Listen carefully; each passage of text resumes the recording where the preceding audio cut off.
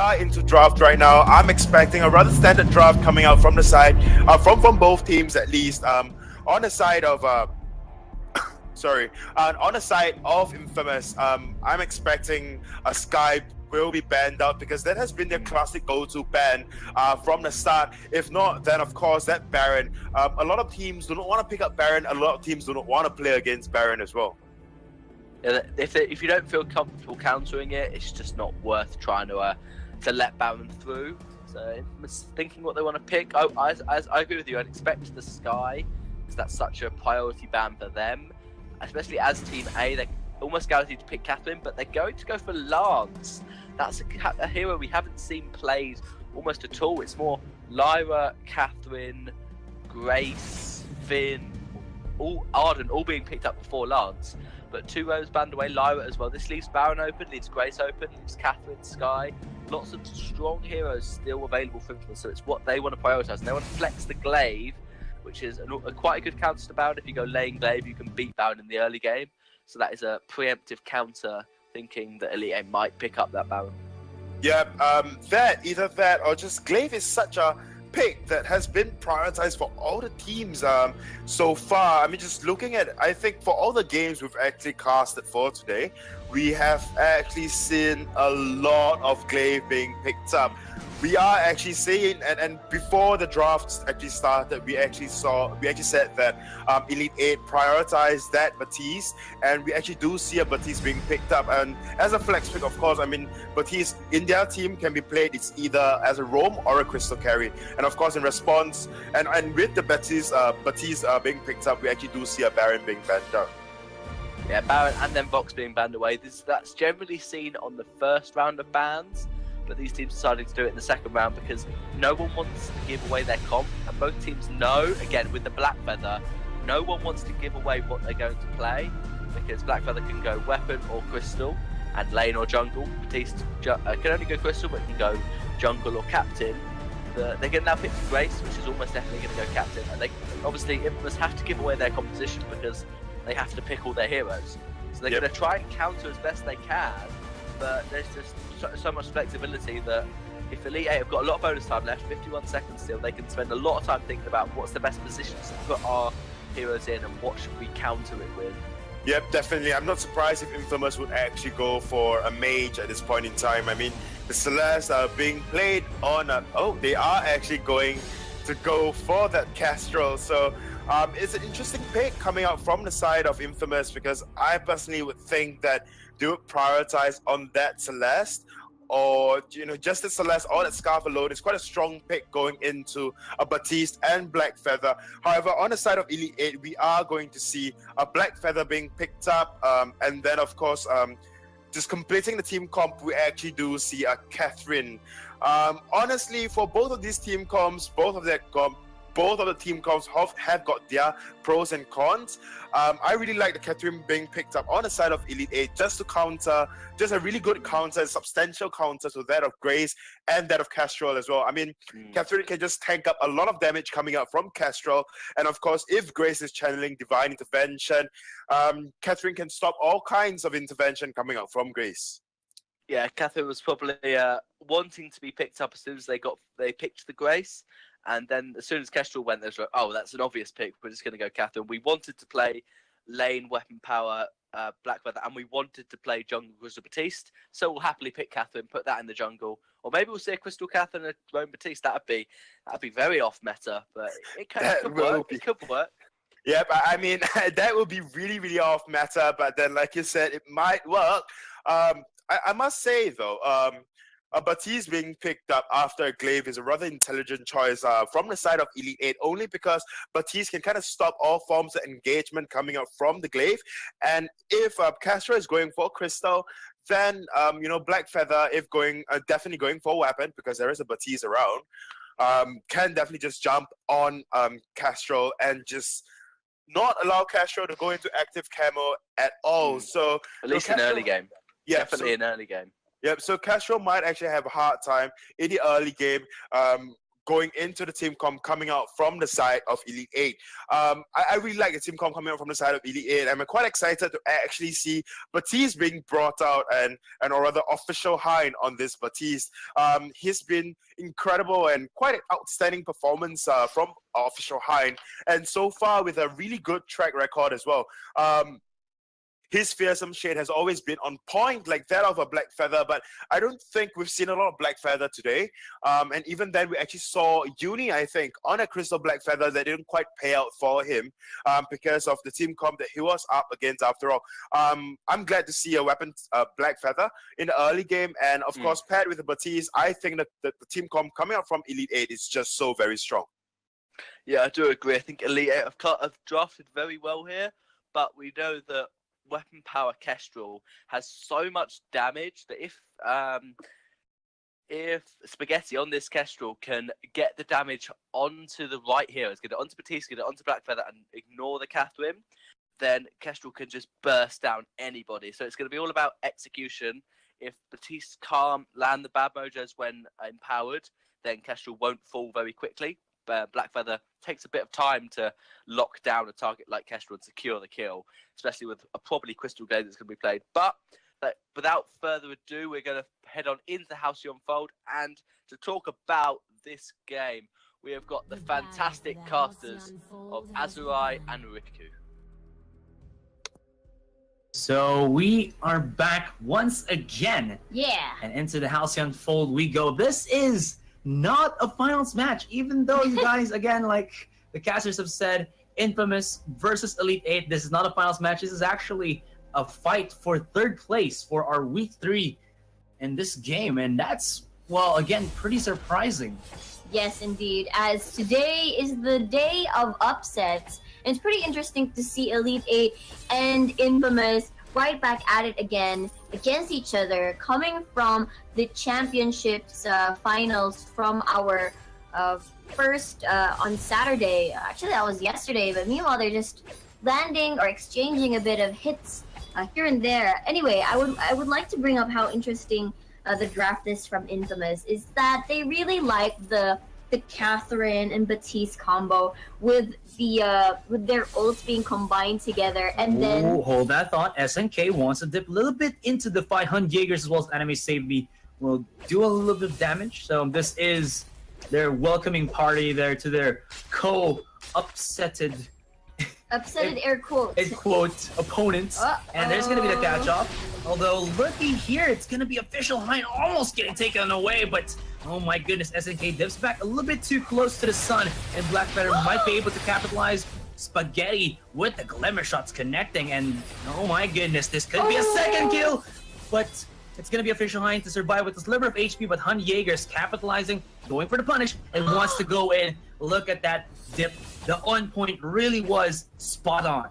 Wow, well said, Azurai. It's a 2-for-1 in favor of Elite 8 there. Thank you very much for that. Again, I would like to reiterate what I was saying, how Infamous really likes this Baptiste-Catherine combo. They played the Baptiste-Catherine combo when they went against Impunity at our day 1 first match. It was just amazing. They paired that with Vox, but you know, Vox is not there. It's gonna be the Black Feather. So the dynamics of the team composition is very different in comparison to a Vox, to a range carry there. So it's a Black Feather going to be in Kestrel's face, going to be that annoying Black Feather whenever flanker.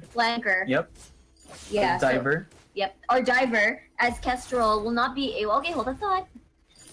It should be. Okay. I'm not gonna hold that thought too long. Yeah, as Catherine's tanky. Oh, but now I'm gonna hold that thought, as it looks like Anime Save Me is on the verge of destruction. Although here comes Elite 8 once more. Bad Mojo comes out from Official Hind just for the welcoming party here of damage output. Good connection onto the, I believe that was the Ordain. And SNK, there's no long range snipe to get that finalizing shot onto SNK, and he is a lucky girl. Not in terms of his relations, but in terms of how he was able to, or how she was able to get back, or to get out of that fight.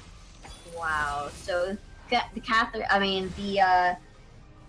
the Grace gets to live another day. So meanwhile, Elite 8 there really playing their comps well, despite, you know, they're pretty balanced if you ask me. And the thing is, just as the analyst desk mentioned, there are a lot of kits that would actually counter the Grace's channeling. So it's not the type where they have to wait for their ults to be on cooldown, to be back online for them to actually deny the Grace. It's more like, okay, we've got a Catherine, we can just walk up to the Grace, just dash in with the Merciless Pursuit, and then just land the easy stun. We also got the Ordain as well. So these are key kits that would immediately try to counter any sort of aggression, especially coming from the glaive. Can actually dash in and then punish these sorts of Spaghetti plays. can be actually caught out here. Nice timing onto the active cam when you saw that. A little bit of the micro plays, and they're gonna go for the flank maneuver, but still the damage coming in from Elite 8.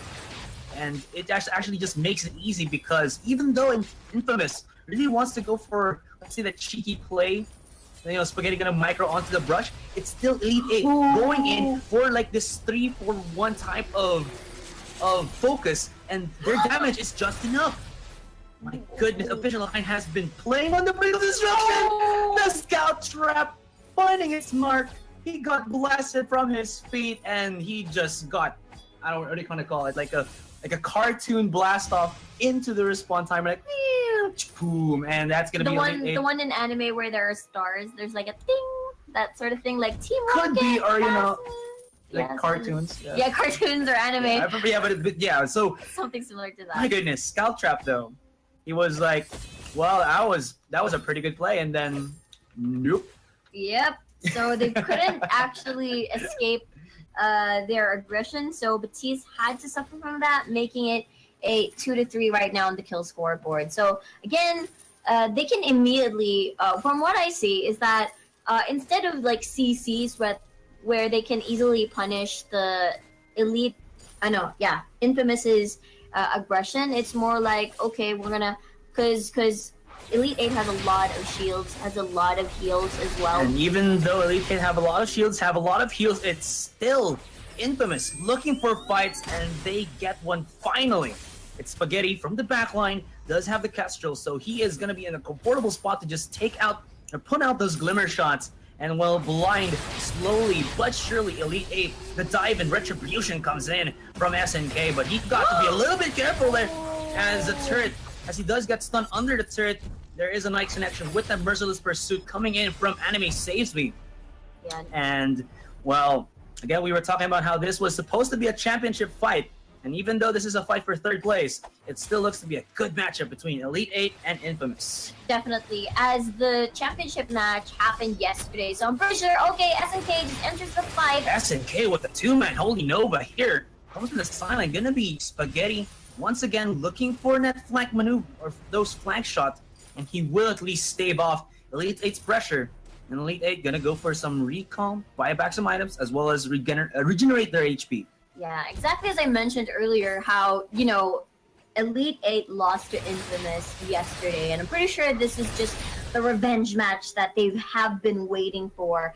And we'll see how Elite 8 has adjusted to Infamous, especially both of them came from 2 losing matches against their respective brackets. So, you know, there's a little bit of most likely salt in there, but then again, it's both a revenge match, and this is going to be for themselves, as they have lost their previous matchup. So again, Infamous with their punishing Kestrel, whenever if, you know, Elite 8 doesn't manage to dive into the backline, it's just Spaghetti landing all those glimmer shots, landing all those skill shots perfectly, and just chipping them down. Elite 8 will just be forced to back away and respect that. So it really depends on whoever initiates first this time around, as there are 2 frontliners for the side of Infamous. Meanwhile, for Elite 8, it goes the same way. So it is pretty balanced, but the CCs are heavy in Elite 8's side. Bad Mojo connecting, and what was that? I think it was another connection from Official Line. It's going to be the dive in. Fearsome Shade to come out from this Batiste. And Elite 8 are on for the rampage. This is just the Glaive looking for an opening, but he can't find it just yet. There's gonna be another scout trap, but deja vu not gonna happen for Infamous. That one shot, one kill will actually connect onto Enemy Save Me, but won't get the finalizing blow. Yes, it will not be enough as Anime Save Me struts back to the lane, but Grace dashes in.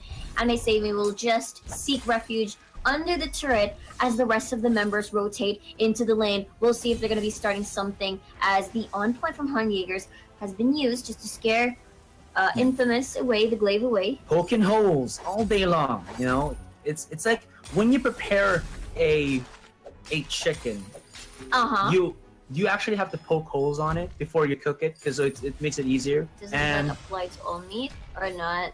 Depends on the meat, but you know, Elite 8 are doing the same thing. They're preparing their dinner for now. They want their chicken dinner. Yeah. But Infamous, of course, they're not gonna be that easy.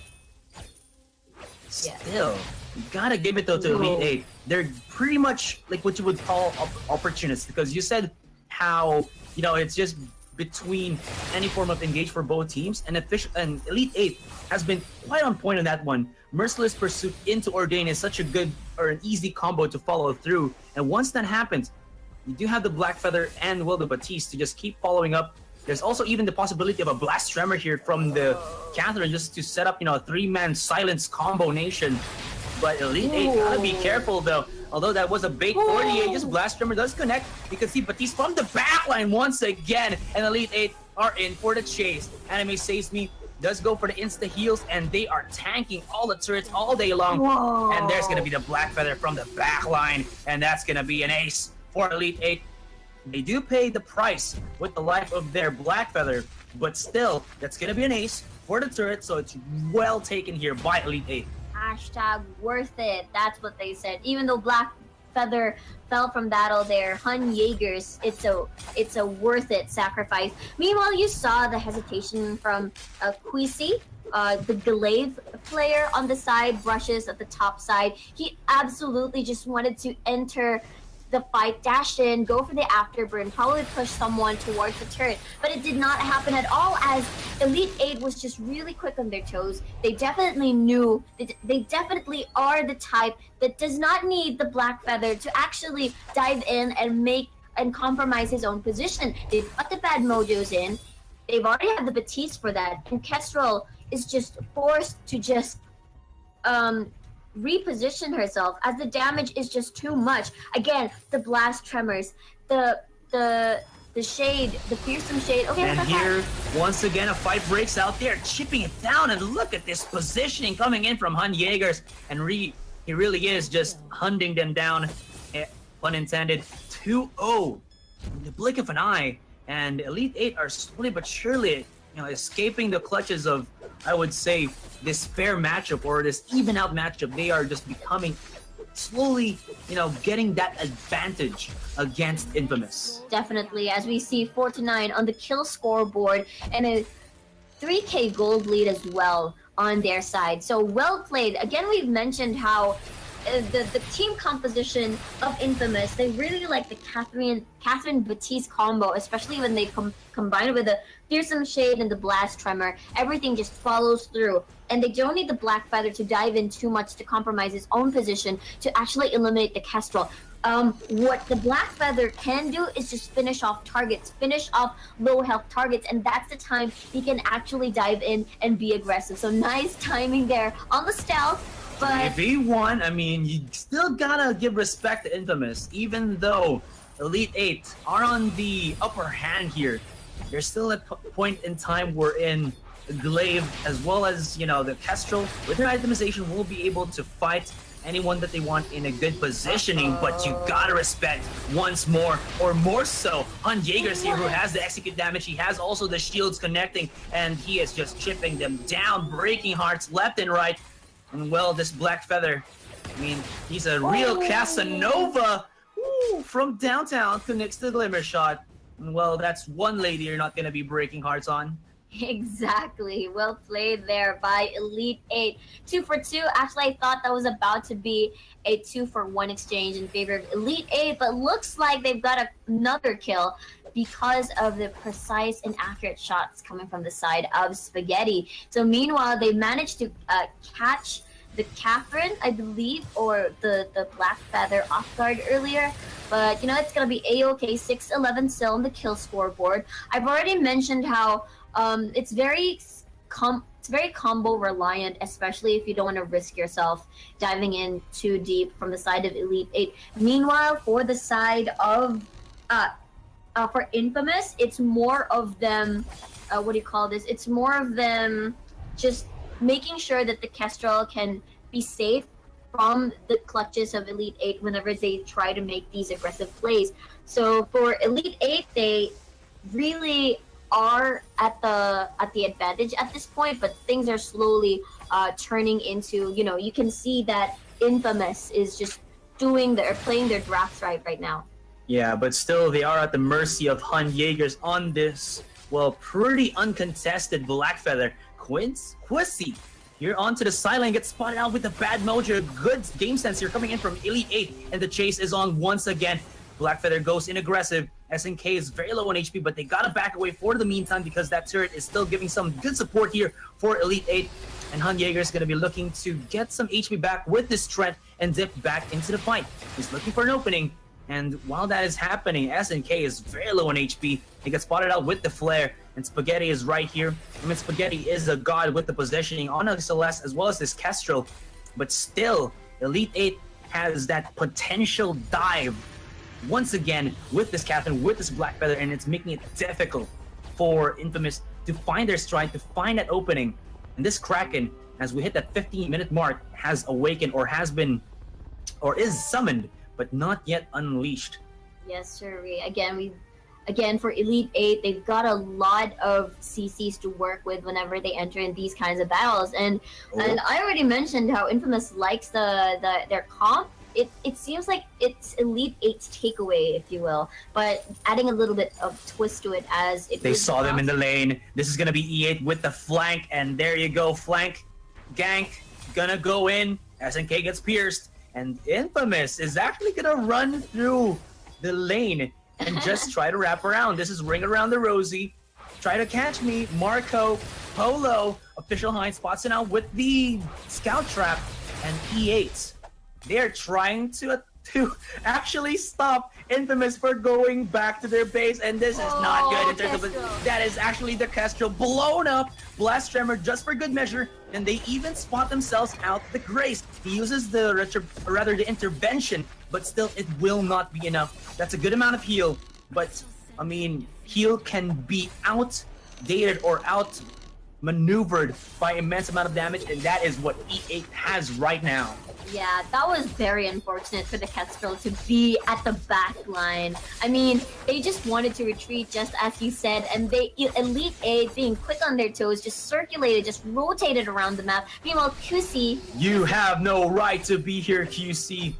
He's trying to be aggressive. He's gonna look for that. Oh, look at the steal! The steal with the one shot, one kill. That's gonna be the fearsome shade. But this Kraken has betrayed E8. They have to shut him down, but they are low on HP, and they gotta just go with the recall, refresh themselves up, and break this Kraken down.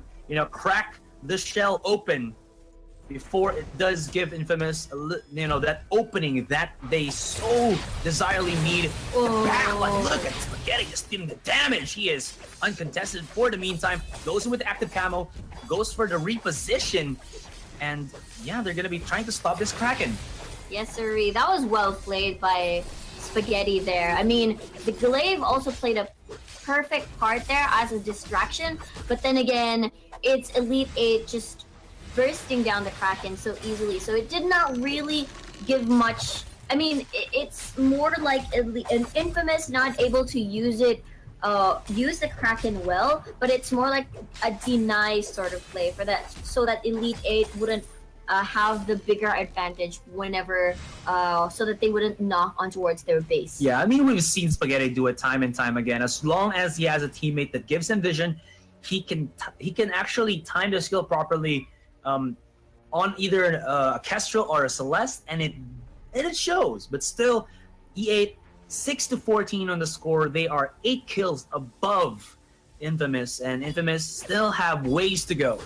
Definitely, as Infamous right now are playing on the defense, just finding the right opening. I thought they would have been flanked earlier. They were just walking casually. They managed to escape that from a while ago, but Elite 8 just broke down the retreat. But here's Grace. Retribution connection. Good onto E8, or rather good damage onto E8. They gotta back away. What was that? SNK was recalling right in front of E8. I mean, he is tanky, but sometimes you gotta play a little bit on the safer side. Although EA were not able to capitalize. And yeah, so even though the Kraken was actually killed, or rather was taken by Infamous, it didn't deal the most impact for Infamous. And of course, once E8 does get that, they get 500 gold for the Kraken bounty. So at least they get themselves a consolation prize. That is true, and that play was more of a deny, a takeaway from Elite 8, as they cannot take advantage of Krakens just yet, as they know that, you know, in terms of gold and itemization, they're definitely behind, as we might see another deja vu moment where they're circulating, rotating around the jungle. Yeah, I don't know why you're playing the circus music. Yeah, it's just like they're just circling around. E8 are looking for the hunt, but that feels like it for the meantime. You can see that E8 are giving respect here, even though they actually have a good position to maybe go aggressive onto Infamous. They're still giving them enough leeway, or they're giving it enough respect that they don't want to force themselves too thin. There's going to be an initiation from the Grace. They can actually go aggressive right now, and Spaghetti is trying to micro to the best of his abilities. Hun Jaeger is still someone we gotta focus our eyes on here for Elite 8. The second Kraken has been summoned, and this Halcyon Fold is starting to unravel itself, or unfold, as E8 and Infamous are actually looking toe-to-toe right now in terms of how this game has been progressing. There's going to be a connection onto the Merciless Pursuit Afterburners just for the escape, and look at the damage from the Kestrel. And you know what they say, bow for days. I don't know what that saying is. I don't even know what that was, Asarai. But then again, yeah, indeed, a lot of shots being released here from the Kestrel. But look at that, Batiste might have been a bit too. Snipe shot from Spaghetti, uses the ultimate, hopes to actually initiate, but he won't get lucky on that one. Hun Jaeger's here to the sidelines. It will activate as actually a scout trap from the active camo there of the Kestrel twice, but they will not engage on the Kraken just yet. Yes, sir. So that was one thing that I like about the Batiste pick, is that they can. He's a very sustained fighter alongside with Black Feather, so they synergize pretty well. So Catherine lands the stun onto SNK. And they're gonna go aggressive once again. They want to at least find that one-man pickoff, but it's actually becoming a little bit too difficult right now. Nice connection onto the Afterburner just to push back Queasy, but he is out of position. Kestrel cannot find an opening, and E8 immediately punishes. Although that was a long punish, it was still one, and wow, Infamous did not know how to respond to that. Definitely, I feel like the idea for Quissy there was for him to actually save Grace, but then Grace was okay with the divine intervention. She just walked away casually as she healed like 1,000 HP back on her bar. So with that said, it was Grace walking safely with her HP back, but then we'll see. This might be another deja vu. One kill is right here onto the sidelines. That could be a steal once more, but not this time, buddy. And that's gonna be SNK. You're on out of here. I mean, maybe that last letter on SNK means killed. Oh my. So because of that, they got a turret. They have a lot of objectives. And look at the timer, the death timer onto SNK. That's 30 seconds. A lot can happen, but look at that. Batiste. That is on the Catherine, though. There is the backstab here for Spaghetti, and he is setting it up. Good connection onto Hun Jaegers, but the block as well as the heal will keep him topped off for the meantime, although Spaghetti is dealing so much damage. Nice timing on the active camo to actually block or dodge out that connection from the Merciless Pursuit. Blast Tremor to be unleashed by the Catherine, and the chase is on. Can he actually connect the second Blast Tremor? Used with the Echo, but it won't get that slam down Mama Jamma. But still, this Kraken has gotten its worth, cracked open the base of Infamous, and Whoa, that cheeky play from Infamous actually get them a 1-up, but still, you gotta beat down on the Kraken. Man, you can tell that Catherine, Anime Save Me, just really wanted to finish the kill on Spaghetti. You can tell how bloodthirsty he was there at that point with the blast tremors, missing twice, but it's okay. I mean, the range was pretty short for the Catherine to actually land those. So again, it is still Infamous, Elite 8 rather, that is on top of this competition for our game 1 of our 3rd place match, as Official Hind has a lot of painful bad mojos already. So with that said, Elite 8, or rather Infamous, should really be careful of their positioning. It's just that whenever they try to become aggressive, whenever they try to engage with the Glaive or the Grace, they always get easily punished and are not able to finish off the targets, as the Kestrel has to reposition as well. So whenever the Kestrel has already found the best position, a lot of the frontliners are low or are already gone, but looks like they want to initiate a fight as SNK just dashes in, probably finding the correct timing or correct opponent. They have to be careful, because I've seen Official Hind just, put down a sick Fearsome Shade, and in that tight spot, it might not be quality fight or quality team fight for Infamous to actually pick on. And E8 knows this, and they will actually just play a little bit safe for the meantime. Look around the jungle. They know where Infamous is actually positioned. Could they wait for another Kraken here, or are they just gonna go straight up, look for the fight? That could be the case. Anime Save Me to have actually used a Merciless Pursuit. So when he connects that A skill of his, they might just, push in for the fight, and there we go. And here, a fight breaks loose. They're gonna go aggressive. Nice connection onto the Holy Nova. Into the backline, Spaghetti. 2-man damage output onto Hun Jaegers as well as Official Hind. They gotta respect that still this Kestrel is a threat, is a legit threat against E8. And they will just tuck tail and run.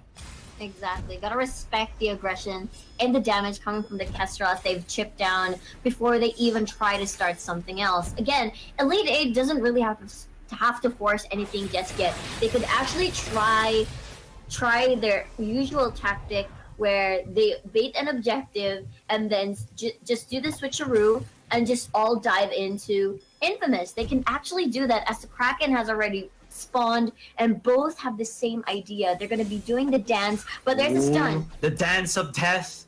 TOD. They go in aggressive, pushes back SNK, and Kestrel once more onto the backline. But this is bad positioning. If he gets spotted out, he might get taken out in the blink of an eye. This active camo is giving so much worth, so much, I guess, space or safety here for Spaghetti. He's gonna go for the recall, maybe to buy an item. And this Kraken has respawned once again.